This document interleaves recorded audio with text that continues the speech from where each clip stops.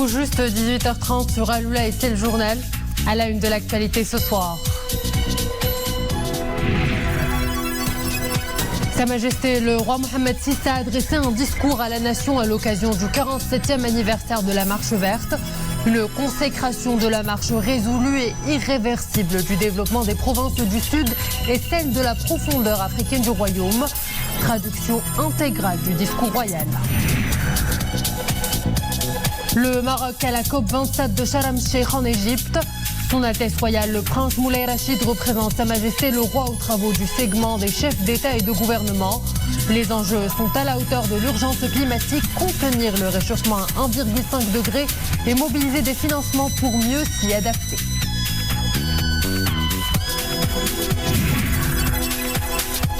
Le train de la dynamique économique dans les provinces du Sud passe à la vitesse supérieure. Le modèle de développement intégré et des investissements de 77 milliards de dirhams propulse cette région du royaume. Une édition spéciale depuis la Laayoune est consacrée à cet événement.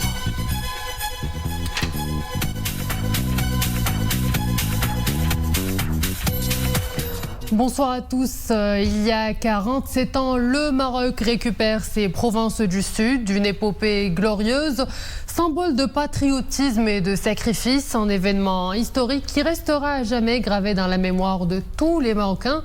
À cette occasion, Sa Majesté le roi Mohammed VI a adressé hier soir un discours à la nation. Tout de suite, la traduction du discours royal avec Boubkar Ben Gabret.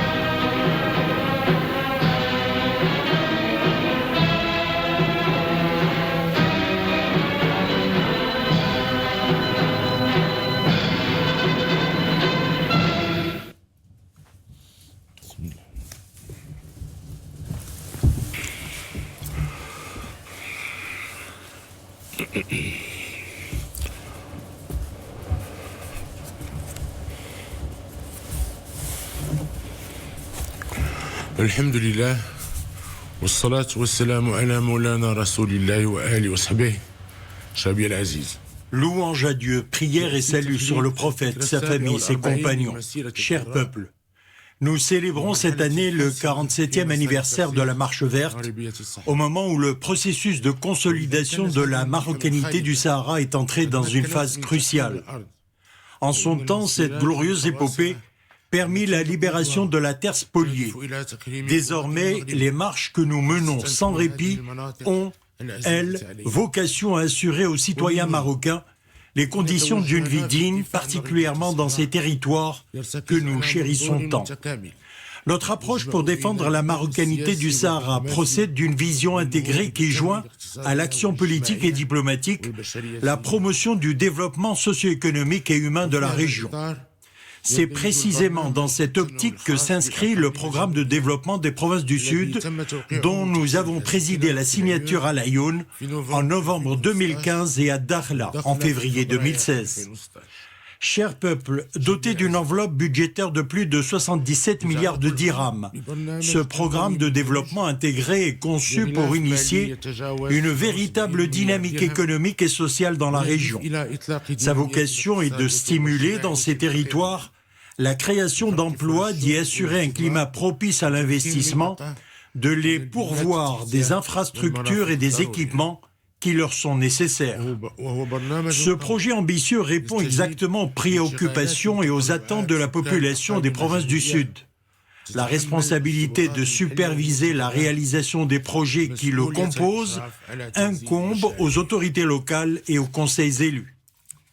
Aujourd'hui, plus de 7 ans environ après le lancement de ce programme, et avec un taux d'engagement proche de 80% de l'enveloppe budgétaire allouée, nous nous réjouissons des résultats positifs atteints. De fait, la voie express Tiznik-Dakhla est d'ores et déjà en phase d'achèvement. La connexion de la région au réseau électrique national est bel et bien assurée et ces réseaux de communication ont également bénéficié d'un plan de renforcement et d'extension. Par ailleurs, le projet de station d'énergie solaire et éolienne prévu au programme a été mené à son terme. En outre, les études et les formalités administratives afférentes au grand port Dakhla Atlantique ayant été finalisées, les travaux de construction démarreront prochainement. S'agissant du volet économique, réputé être le principal catalyseur du développement, un ensemble de projets ont été menés à bien dans le cadre de la filière de mise en valeur et de transformation des produits halieutiques. Ainsi, des milliers d'emplois ont-ils pu être créés et proposés aux habitants de la région. Dans le domaine agricole, plus de 6000 hectares aménagés à Dakhla et à Bojdour ont été mis à la disposition de jeunes agriculteurs de la région. De surcroît, la plupart des projets prévus dans les filières du phosphate, de l'eau et de l'assainissement affichent des taux de réalisation avancés. En matière sociale et culturelle, plusieurs acquis ont été enregistrés dans les domaines de la santé, de l'éducation et de la formation. Dans le même esprit, les initiatives d'auto-emploi et la promotion de la langue et de la culture hassani, inscrites au cœur de l'identité nationale unifiée, ont été soutenues. En corrélation avec ce contexte de responsabilité nationale, nous exhortons le secteur privé à maintenir l'engagement qu'il a pris à rehausser le niveau de l'investissement productif dans ces provinces et à mettre plus particulièrement l'accent sur les projets à vocation sociale. Par ailleurs, nous appelons à ce que la dynamique de développement dans nos provinces du Sud explore de nouvelles possibilités et de nouveaux horizons, notamment dans les secteurs porteurs de l'économie bleue et des énergies renouvelables.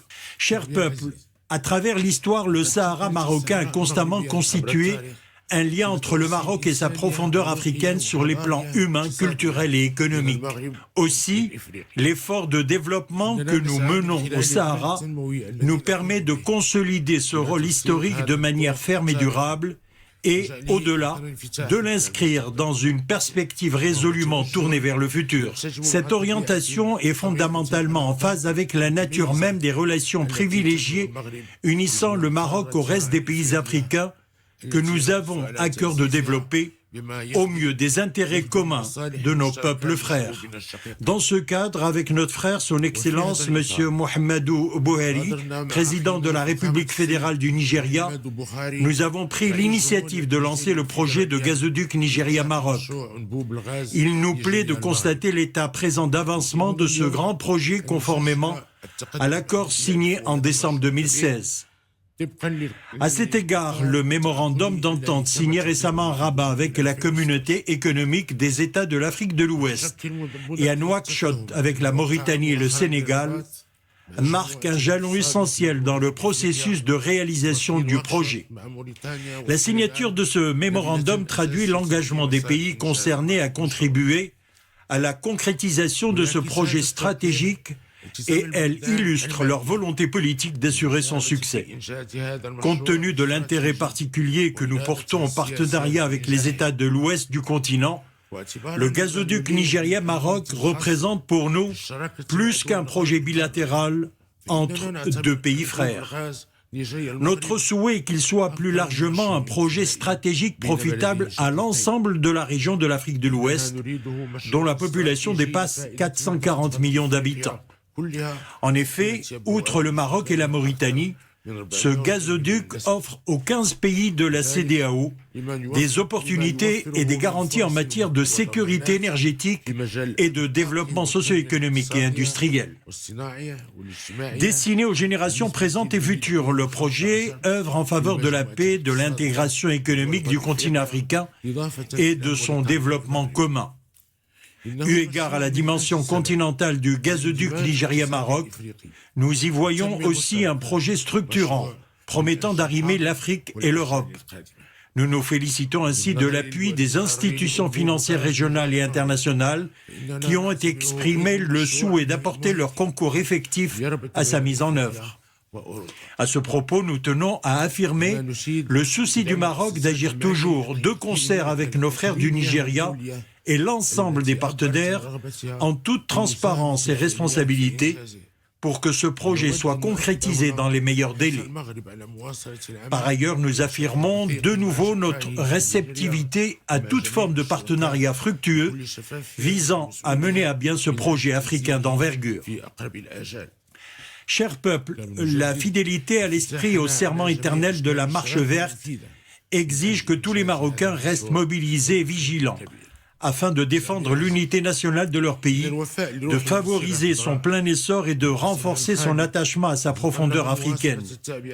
C'est l'occasion pour nous de rendre hommage à la mémoire immaculée de l'artisan de la marche verte, notre vénéré père, feu Sa Majesté le roi Hassan II, que Dieu ait son âme, ainsi qu'aux valeureux martyrs de la patrie.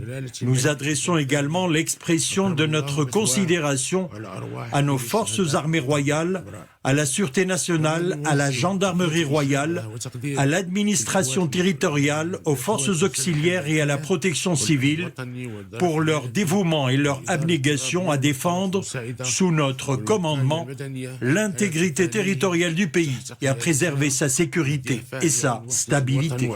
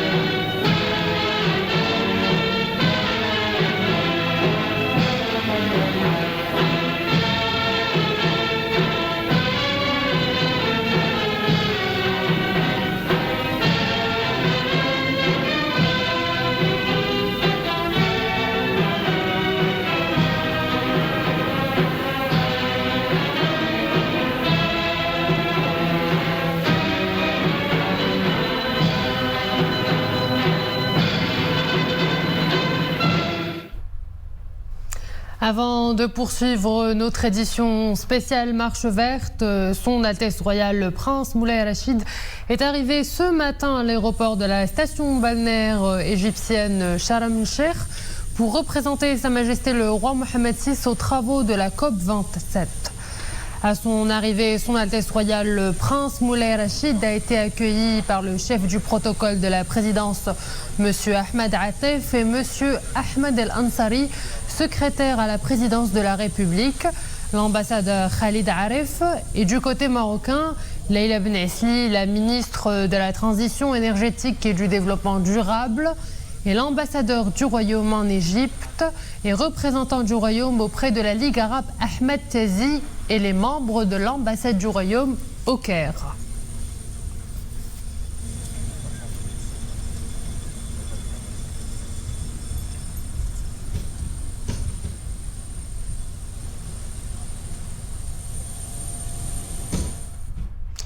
Son Altesse Royale le Prince Moulay Rachid, qui représente Sa Majesté le Roi à la COP 27, a ensuite pris part aux travaux du segment des chefs d'État et de gouvernement de la 27e conférence des parties à la Convention cadre des Nations Unies sur les changements climatiques.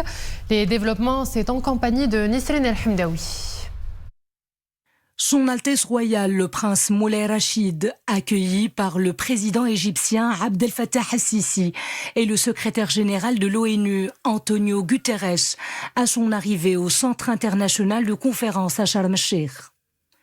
Son Altesse Royale représente Sa Majesté le Roi aux travaux du segment des chefs d'État et de gouvernement de la COP27. La présence effective du Royaume à cette conférence témoigne du leadership du Maroc en matière de la protection de la biodiversité et de la rationalisation de l'exploitation des ressources naturelles. Elle traduit aussi l'engagement croissant du Maroc dans la lutte contre les effets des changements climatiques, principalement depuis que le pays avait abrité cette même conférence en 2016 à Marrakech. La vision royale a montré le chemin à suivre pour relever les grands défis climatiques. La transition verte a été enclenchée avec à la clé de grands projets de développement des énergies renouvelables. On parle d'éoliennes, avec l'installation de nombreuses turbines dans le centre du pays et sur les côtes, mais également d'énergie solaire, avec le complexe Nour Ouarzazate, l'un des plus grands parcs solaires au monde.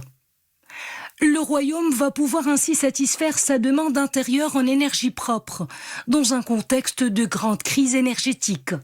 Il pourrait même exporter une plus grande partie de son électricité, produite à partir d'énergies renouvelables vers l'Afrique du Nord et l'Europe.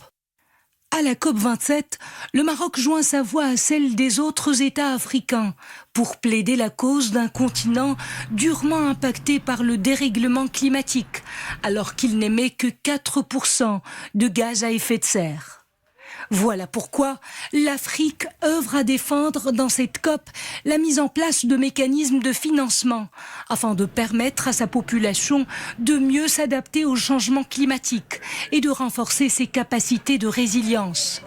La question de financement des pertes et dommages causés par le changement climatique figure également à l'agenda de la conférence.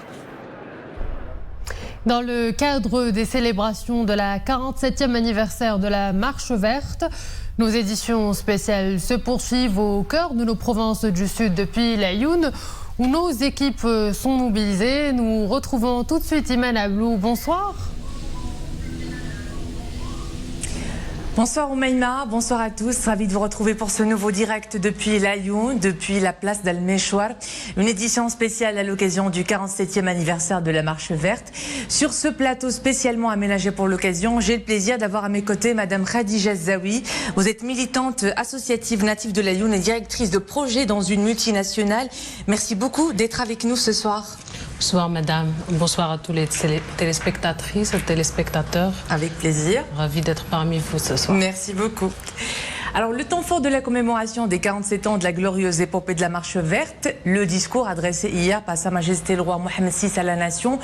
Le discours royal met d'abord en avant la dynamique politique que connaît la question du Sahara marocain, qui est entré dans une phase cruciale, précise encore le souverain, avec la dynamique économique du province du Sud, qui a s'est la part du lion dans le discours royal, à commencer par le modèle de développement de ces régions, principalement en termes d'infrastructures et de méga-projets en cours de réalisation. On peut citer la voie express Tiznit-Dakhla, le grand port Dakhla Atlantique, le projet de station d'énergie solaire et éolienne. Le discours royal souligne également l'importance du projet de gazoduc Nigeria-Maroc pour le renforcement de la coopération sud-sud et qui bénéficiera aux populations et aux peuples de l'Afrique de l'Ouest, une population estimée à 400 millions de personnes. Et dans cet élan, Sa Majesté le Roi exhorte le secteur privé à maintenir l'engagement qu'il a pris en vue de rehausser le niveau de l'investissement productif dans ces provinces et de mettre plus particulièrement l'accent sur les projets à vocation sociale. Alors, Madame Khadija Zawi, vous êtes native de l'Aïoun, vous êtes témoin de la dynamique multiforme que connaissent ces dernières années les provinces du Sud. Le discours royal commémoratif des 47 ans de la Marche verte l'explicite dans toutes ses dimensions politiques, économiques et sociales. Absolument. Il est important de rappeler le contexte favorable dans lequel il vient ce discours. Ce discours vient dans un contexte politique assez positif pour notre pays s'agissant du dossier de Sahara. Et rappelons-nous que le 27 octobre dernier, les pays membres du Conseil de sécurité de l'ONU ont adopté à l'unanimement la résolution 2654 qui renouvelle le mandat des MINURSO d'une année. Ceci est une grande victoire pour le Maroc que nous tenons de citer ici.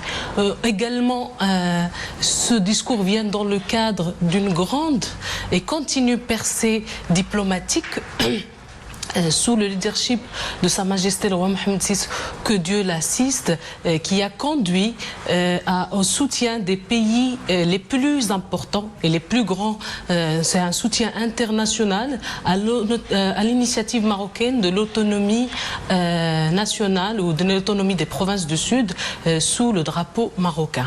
Il a bien mentionné Sa Majesté, que Dieu l'assiste, dans le cadre de son discours.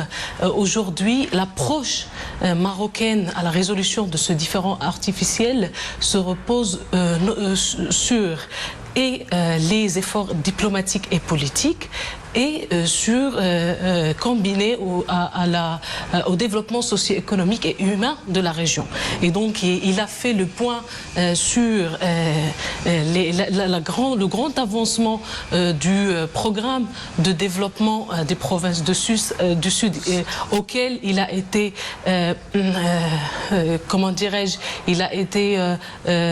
donné un budget extraordinaire qui est de 77 milliards de dirhams et on voit aujourd'hui les résultats, ils sont là. On est à un avancement aux alentours de 80%. On a les exemples sont là. Par exemple, la voie express Tiznit Dakhla qui aujourd'hui atteint ses niveaux finaux de réalisation. Nous avons également le développement accéléré du réseau électrique sur l'axe Agadir-La'youn-Boujdour-Dakhla de la très haute tension auquel des budgets importants ont été consacrés et également le port de Dakhla qui est aujourd'hui en phase finale pour être lancé en construction. Alors, Madame Khadija Zabi, c'est une dynamique politique et socio-économique qui renvoie aussi à la consolidation de la coopération sud-sud et aux chantiers titanesques qui se matérialisent de jour en jour. Sa Majesté le Roi énumère ces projets qui vont changer le visage des provinces du Sud et leur connexion avec l'Afrique. L'un de ces projets phares, la double voie Express Tiznit Dakhla, 10 milliards de dirhams et un niveau d'exécution à plus de 75%. Le point avec Abdelal Eyad, Mohamed Louahibi ou Maïma Ramli.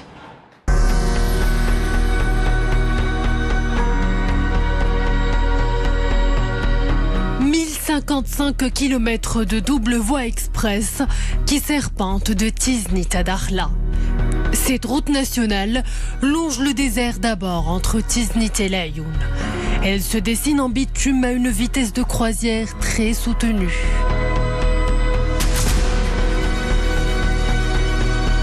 Ce grand projet royal est d'une longueur totale de plus de 1055 km. Il relie les villes de Tiznit et Dakhla et se compose de plus de 30 tronçons et 16 ouvrages d'art. Ce projet a nécessité un budget de plus de 30 milliards de dirhams. Les travaux du tronçon qui relie les villes de La'youn et Dakhla, soit 550 km, ont été achevés, tandis que pour l'ensemble de la voie rapide, le taux d'avancement est de 73%. Et 84% pour les ouvrages d'art.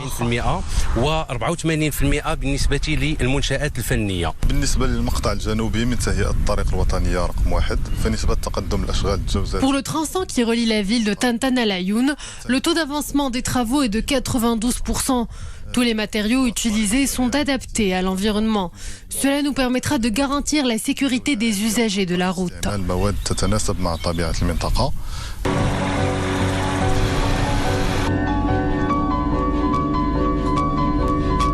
Sécurité et rapidité, voilà la promesse de cette route qui traverse 4 régions, dont 2 du Sahara marocain. L'itinéraire le plus emprunté pour joindre l'Afrique de l'Ouest.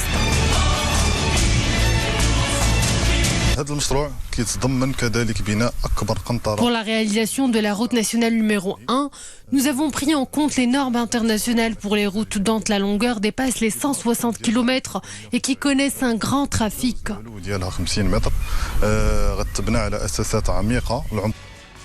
Un méga projet qui réduira le temps et le coût du transport. Un enjeu majeur, mais pas que. Il booste le confort et facilite le transport des marchandises entre les grands centres de production et de distribution, les villes du sud du royaume et l'Afrique subsaharienne de l'Ouest.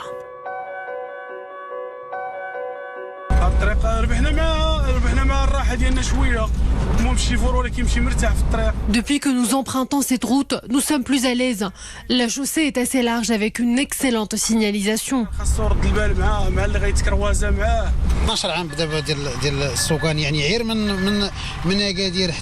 Je suis chauffeur de poids lourd depuis plus de 12 ans. Avant, il nous fallait plus de 17 heures pour rallier Agadir et Laayoune. Mais avec cette nouvelle route, le trajet se fait en 14 heures avec 3 heures de repos. Cette voie express, c'est une opportunité pour le développement socio-économique qui profitera à plus de 2 millions d'habitants répartis sur 10 provinces. Autre grand chantier mis en avant dans le discours royal commémoratif de la Marche verte, le port atlantique de Dakhla, qui suscite de grandes attentes aussi bien au niveau régional que continental et international. Il a vocation à animer l'économie des provinces du Sud et de l'Afrique de l'Ouest et améliorer la connectivité maritime du royaume, tout en constituant un point d'entrée et de sortie stratégique, notamment avec le reste du continent. Regardez ce reportage de Bkar Dlimi, Mohamed Idess avec Mohamed Aitleshkar.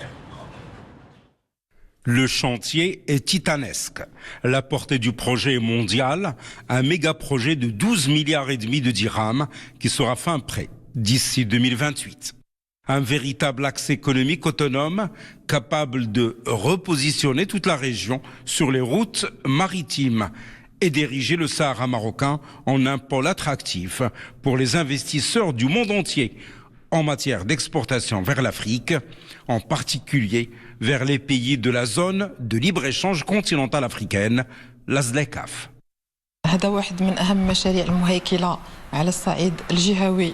C'est l'un des plus importants projets structurels, aussi bien au plan régional et national que continental africain. Il permettra de booster énormément la compétitivité des provinces du Sahara marocain et de renforcer les relations de coopération avec les autres pays africains, notamment l'Afrique de l'Ouest.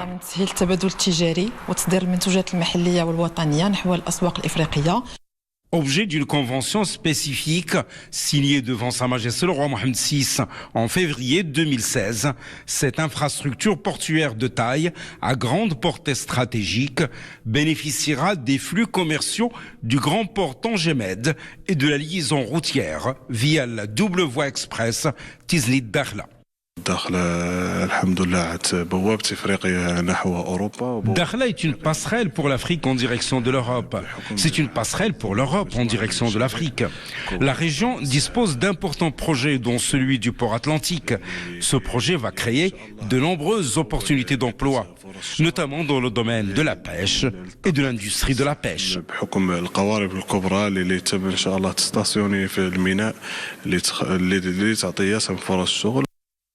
Doté d'une conception évolutive, extensible, le futur port Dakhla Atlantique portera sur la réalisation d'un port en eau profonde sur la façade atlantique de la région Dakhla Oued Dahab, selon 3 composantes: un port de commerce à une profondeur de moins 16 mètres, un port dédié à la pêche côtière et hauturière et un port dédié à l'industrie navale. Focus à présent sur une des richesses des provinces du Sud, leur potentialité en termes d'énergie renouvelable, solaire et éolienne principalement. Les énergies du futur séduisent les jeunes issus de ces régions. À Terfaya, un institut spécialisé dans les métiers des énergies renouvelables est opérationnel depuis l'année dernière. Nous retrouvons Mohamed Louahbi et Abdelali Riyad avec Omaïma Ramdi. Sur la côte atlantique sud du royaume, une source d'énergie prometteuse. l'éolienne. Et c'est ici à Tarfaya que le plus grand parc éolien d'Afrique est installé. Une source énergétique naturelle, doublée d'une source d'inspiration pour les jeunes de la région qui, grâce à l'Institut des métiers d'énergie renouvelable, ont déjà une idée de leur carrière. Oumeima a poussé les portes de cet établissement où les métiers de l'avenir ont de quoi séduire de nombreux stagiaires qui affluent non seulement de Tarfaya, mais aussi des régions avoisinantes.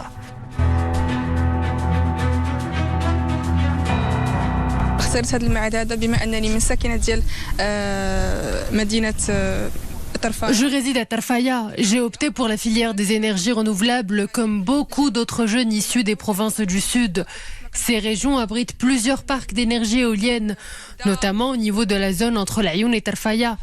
Les énergies renouvelables sont les énergies du futur. Nous, jeunes des provinces du Sud, souhaitons apporter notre pierre à cet édifice.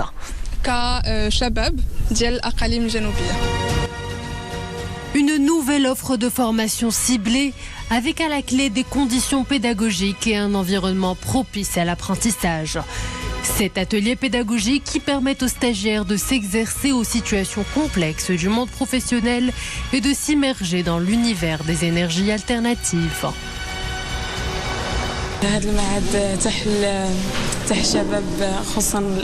L'Institut est une opportunité pour les jeunes de la région qui optent pour des filières prometteuses. Ici, le processus d'apprentissage propose des spécialités que l'on trouve nulle part ailleurs. Comme la robotique, nous ne nous faisons pas vraiment de soucis quant aux débauchés sur le marché de l'emploi.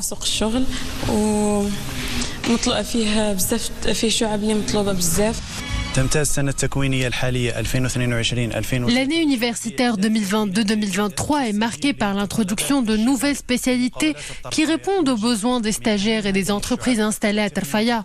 Parmi les filières les plus sollicitées, le diplôme de technicien spécialisé dans les énergies renouvelables et solaires et éoliennes, le diplôme de technicien spécialisé dans la transformation des matières complexes et le diplôme de technicien spécialisé dans l'électronique et la robotique. Un nouveau souffle pour le développement et la promotion des énergies durables qui épouse une ambition à l'échelle nationale, celle d'augmenter la part de ces énergies dans le mix énergétique pour atteindre 52% d'ici 2030. Autre projet tout aussi vital et même très attendu, le futur centre hospitalier de l'Aïoun. Les travaux de construction avancent à grands pas avec la promesse de répondre aux besoins des habitants de la région en termes de soins et de formation des étudiants en médecine. On en saura un peu plus avec Abdelali Ayad, Mohamed Louahibi, Zakaria Mouqin Billah avec Boukr Ben Ghbrit. Implanté au niveau du nouveau pôle urbain de l'Aïoun, le centre hospitalier universitaire est en pleine construction. Étalé sur 18 hectares, cet établissement de référence sera doté de 14 blocs opératoires et de 6 pôles d'excellence.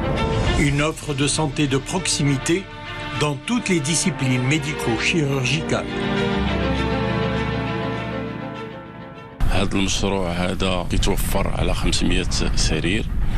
Ce CHU sera doté d'une capacité de 500 lits. Il comprendra des pôles médicaux et chirurgicaux et un pôle de psychiatrie. Le coût de construction atteint 1,2 milliard de dirhams, en plus de 300 millions de dirhams d'équipement.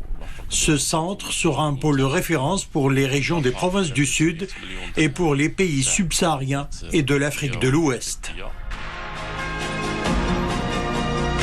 La structure accueillera les services les plus demandés, urgence, radiographie, services de cardiologie, en plus de services d'ophtalmologie de réel.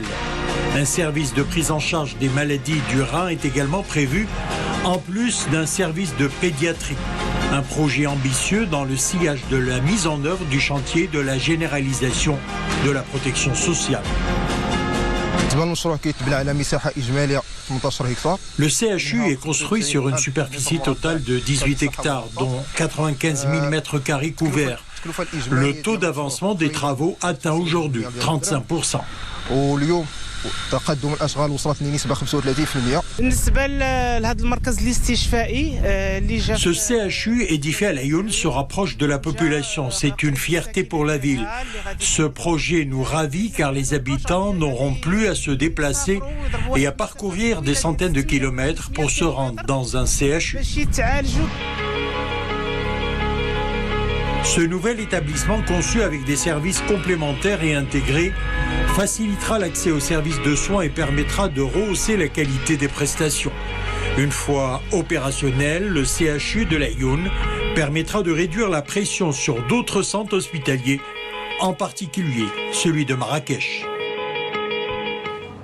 Je reviens, Jazawi, vous-même, vous êtes femme directrice de projet. Vous connaissez très bien les régions du Sud qui sont en train de devenir un véritable hub économique. Si vous aviez à présenter les atouts des provinces du Sahara marocain à des investisseurs étrangers, quels seront vos arguments ? Effectivement, madame, les provinces du Sud sont aujourd'hui devenues ou en train de devenir un hub reliant l'Afrique à l'Europe. En termes de richesse, nous avons plusieurs richesses, notamment en termes de potentiel solaire et éolien.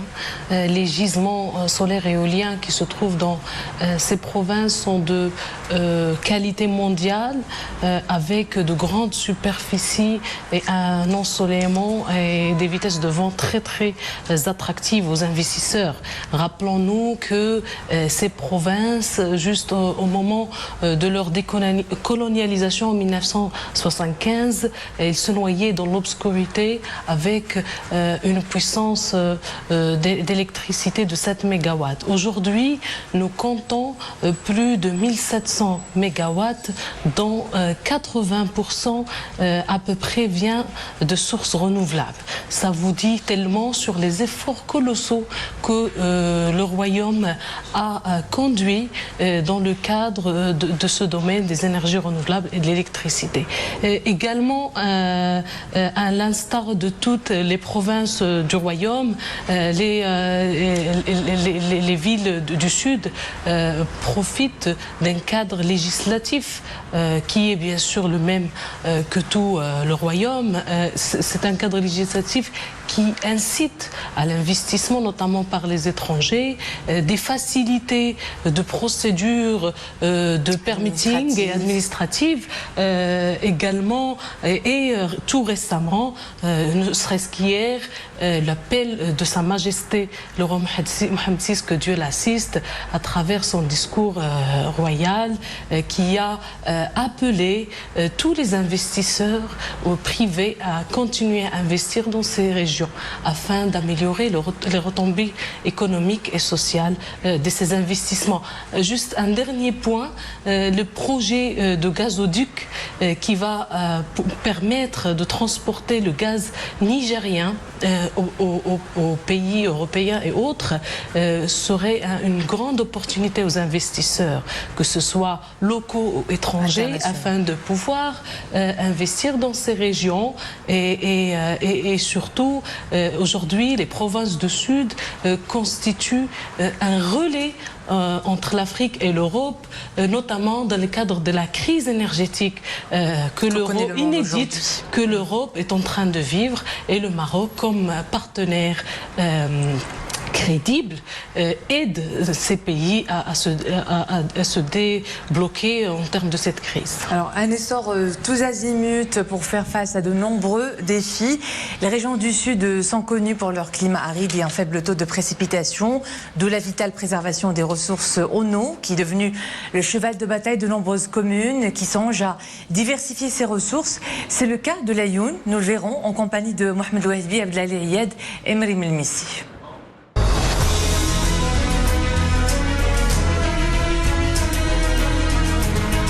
Avec ses 370 000 habitants, la région de Laayoune Saqiya El-Hamra poursuit son train de croissance urbaine et démographique. Un rebond en population synonyme d'une forte demande en eau potable.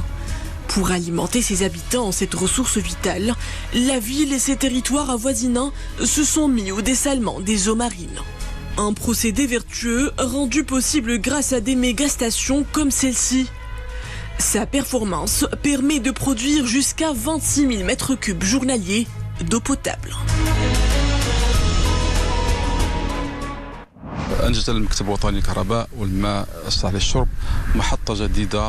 L'Office national de l'électricité et de l'eau potable a mis en place cette nouvelle station pour un coût global de 370 millions de dirhams. Le prélèvement de l'eau brute se fait via des forages côtiers dans l'attente de mettre au point un système de captage direct de la mer pour un coût supplémentaire de 360 millions de dirhams.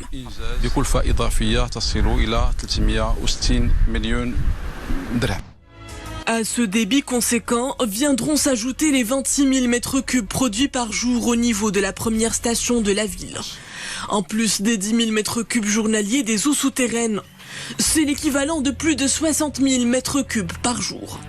De quoi subvenir aux besoins de consommation en eau potable de quelques 237 000 habitants jusqu'à 2040.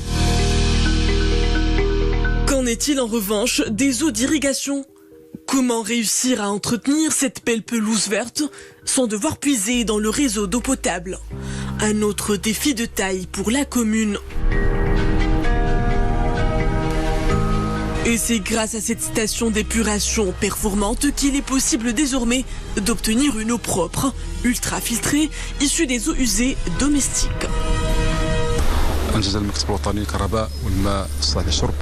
Les travaux ont atteint un état d'avancement de 96%. La station est en phase d'essai industriel. Sa capacité de production s'élève à 18 600 mètres cubes journaliers. Cette eau sera essentiellement destinée à l'arrosage des espaces verts. D'un coût global de 420 millions de dirhams, le projet prévoit également la construction de 6 stations de pompage, d'une station d'épuration des eaux usées à capacité moyenne de 19 000 mètres cubes journaliers, avec en prime une autonomie énergétique de 50%.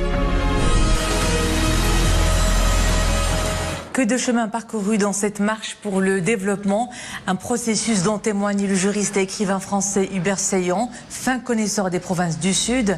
En septembre dernier, il a présenté son nouvel ouvrage, Le Sahara marocain, l'espace et le temps, qui retrace les voyages de l'auteur au fil des années dans ces régions et le rythme soutenu de leur croissance. Écoutez-le.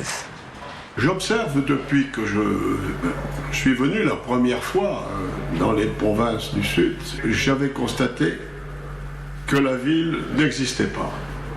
On avait laissé une petite église qui d'ailleurs n'était pas en très bon état, alors qu'aujourd'hui elle est magnifiquement restaurée. Et il y avait quelques casernes délabrées des temps des Espagnols. Il n'y avait pas grand-chose. Alors qu'aujourd'hui, que voyons-nous ? Une ville grandiose, une grande ville, une grande et belle ville avec des avenues magnifiques, des terrains de jeu pour les enfants, des complexes sportifs. La place du sport dans la ville est considérable. Elle témoigne d'une vitalité, elle témoigne d'une espérance, elle témoigne d'une joie exceptionnelle qui se traduit d'ailleurs dans les votes.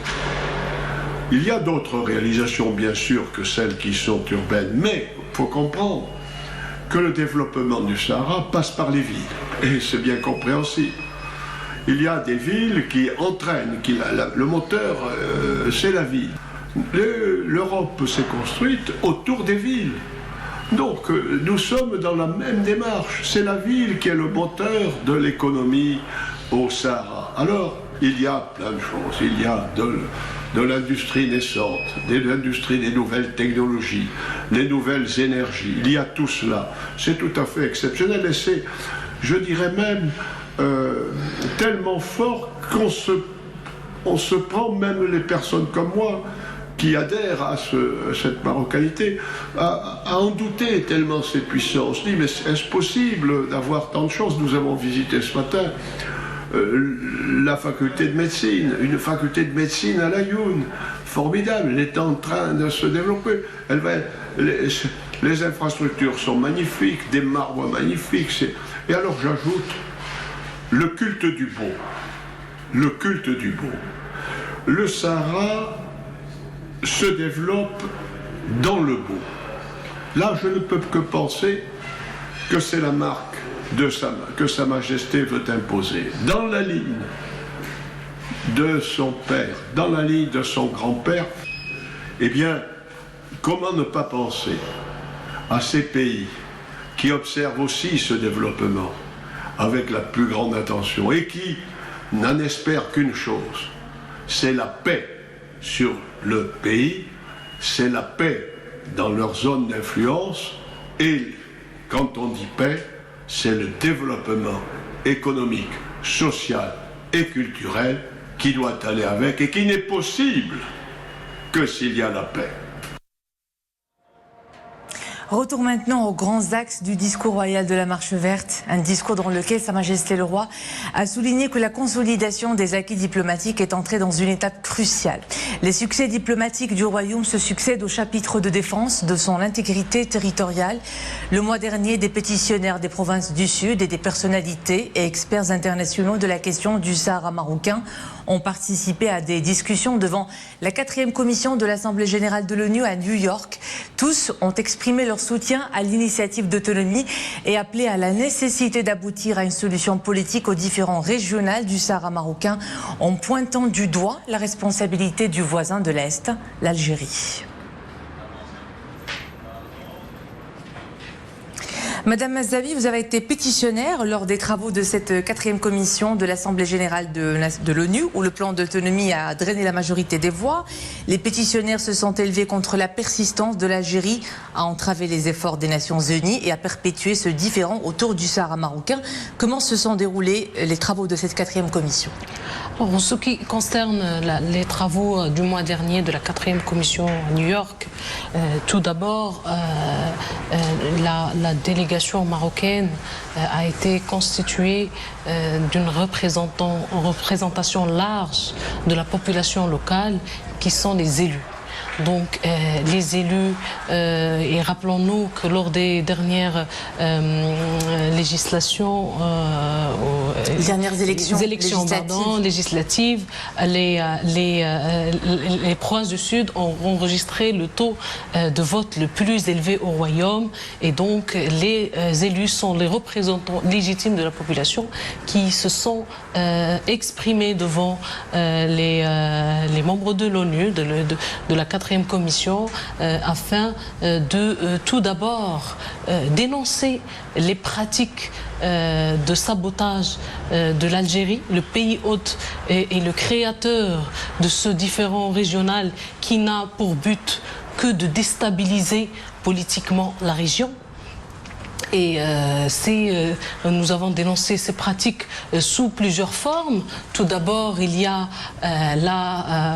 l'enrôlement des enfants, qui est devenu une pratique très courante au niveau des camps de Tindouf. Ces enfants sont envoyés dans des casernes militaires au lieu qu'ils soient dans des bancs des écoles pour être formés et endoctrinés. Et ils subissent des stages de maniement d'armes. Ceci est dangereux. Et il a été aussi dénoncé lors de cette 4e commission, aussi la violation des droits de la femme, tandis que nous voyons dans nos provinces du Sud, les femmes sont actrices majeures et principales dans le développement de ces provinces. De l'autre côté, dans les camps de Tindouf, toute une population est séquestrée dans des conditions inhumaines, et la seule partie qui essaie de perpétuer ce statu quo est l'Algérie, qui est le pays hôte qui n'arrête de financer et d'armer une milice ou un groupe d'individus qui ayant pour but de déstabiliser un agenda politique déstabilisant de la région. Également, l'initiative nationale d'autonomie des provinces du Sud dans le cadre de l'intégrité territoriale ou territoriale du pays a été largement expliquée, et cette initiative, n'oublions pas qu'il a été largement également supportée par aujourd'hui de nombreux pays très influents au niveau mondial. Madame Khadija Zavi, je rappelle que vous êtes militante associative et directrice de projet dans une multinationale. Merci beaucoup d'avoir répondu à notre invitation. Je vous en prie, madame. Je vous souhaite une excellente soirée. Merci. Et en parallèle à cette dynamique politique, une dynamique diplomatique prend forme dans les provinces du Sud. Une trentaine de consulats et de représentations diplomatiques de plusieurs pays se sont implantés à Dakhla et à Laayoune, des pays qui appuient la marocanité du Sahara. La majorité de ces consulats représentent les pays du continent africain. Écoutez à ce sujet ces propos des consuls du Gabon et des îles Comores. Le message que nous avons voulu passer à la communauté internationale, aux pays du continent, c'est dire que le Maroc, aujourd'hui, a récupéré une plus grande partie de son territoire. C'est pourquoi on s'installe ici. Ça fait 2 ans et 9 mois que je suis au Maroc, au Sahara marocain. Je vois ce qui se passe, que ce soit au point de vue infrastructure, que ce soit au point de vue développement socio-économique. Donc je pense qu'aujourd'hui, le message est simple. C'est qu'on se trouve dans une région ou dans des provinces qui bientôt jouent les traits d'union entre le nord et les pays subsahariens du continent, mais aussi entre le nord et le sud carrément, puisque là vous voyez même jusqu'à Amérique latine. Donc on peut... cette région joue un rôle important, c'est pourquoi on est encore en train de corriger une erreur historique qui s'est déroulée au niveau de l'Union africaine, mais aussi au niveau de certains pays qui ont une ambiguïté, que maintenant tout doit être clair par rapport à ce qui se passe au niveau du Sahara marocain. Le contexte dans lequel le consulat général a été ouvert dans les provinces du Sud, c'est d'abord dans la dynamique au soutien à la marocanité du Sahara. Comme vous le savez, le Gabon soutient le Maroc depuis de très longues années. Et cela a été concrétisé, n'est-ce pas, par la glorieuse marche verte de 1975, à laquelle le Gabon fut l'un des rares pays africains à avoir participé. Et tout ceci, n'est-ce pas, c'est fait parce que les jalons ont été posés par feu président Hadj Omar Bongo Ondimba et feu Sa Majesté le roi Hassan II, qui ont, n'est-ce pas, fait de notre coopération une fraternité.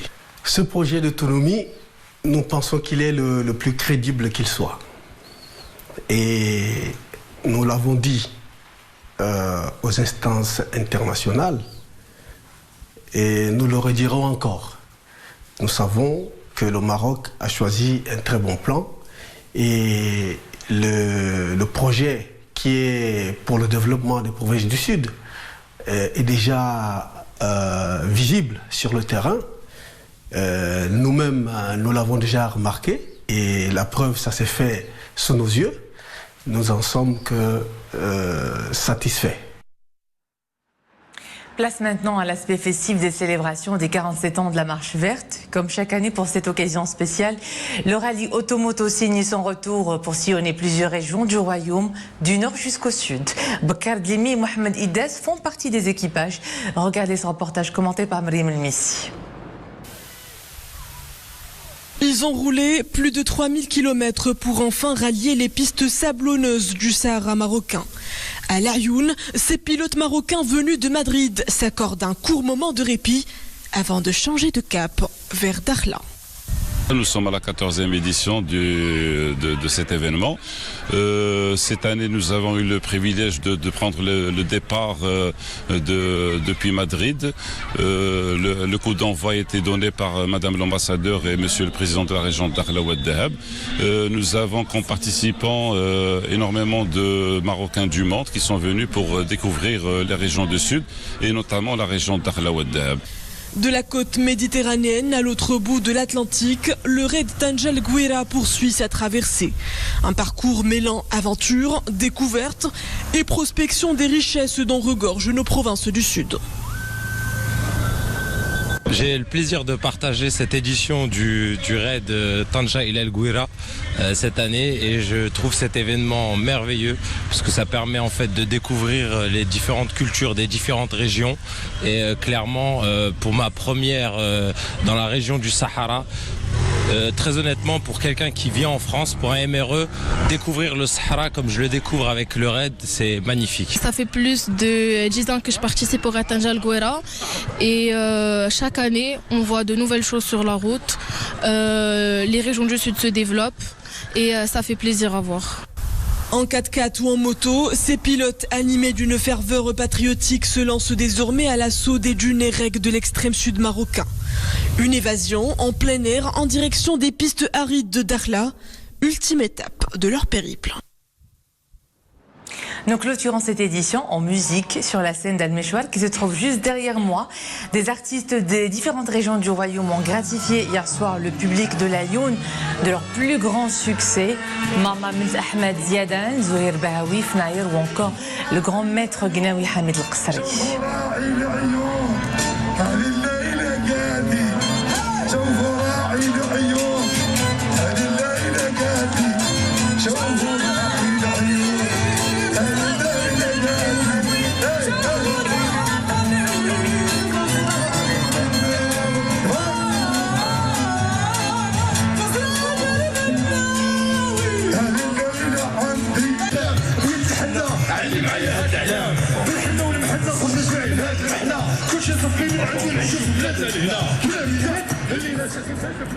Et c'était le clap de fin de cette édition spéciale Marche Verte. Merci à vous de nous avoir suivis. Merci à toutes les équipes techniques et journalistes qui ont contribué à ce direct. Bonne soirée à tous. Retour à nos studios à Rabat. À vous, Maïma. Merci, Iman. Merci à vous et à toute l'équipe technique. Et voilà, cette édition arrive à sa fin. Merci à vous de l'avoir suivi. Excellente suite des programmes sur Al-Oula.